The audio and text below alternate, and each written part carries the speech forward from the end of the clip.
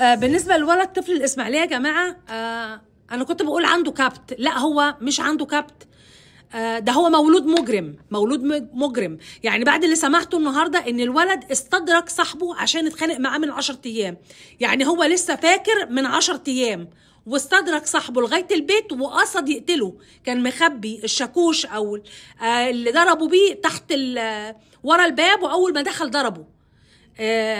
انا بجد، انا بعد ما سمعت النهارده ان هو قتل صاحبه واستدرجه، والمصيبه الاكبر ان هو كل حته من رجله. يعني خد قطعه من رجله وطبخها وكلها. معنى كده ان هو مولود مجرم. ده مش عنده كبت، ده مولود مجرم، مولود سفاح. دي الحقيقه.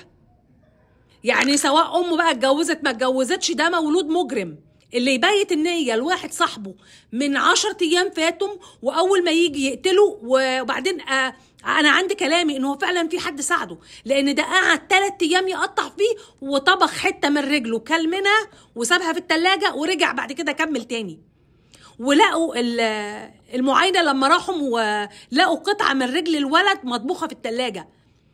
ابو وام الولد التاني بقى، ده ذنبه ايه؟ ده ذنبه ايه؟ ان هو يبقى يشوفوا اللي قتل ابنهم بعد ما يقضي 7 سنين او 8 سنين في الاحداث او مركز رعاية او اي مكان، وبعد كده يشوفوه بيعيش حياته عادي.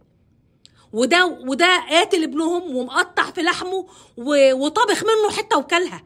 ايه ده ما جاتش. لا، دي بصراحة ما جاتش في اي فيلم. هو عدى كل الافلام وعدى كل المسلسلات. انا بصراحة ما شفتش كده في حياتي.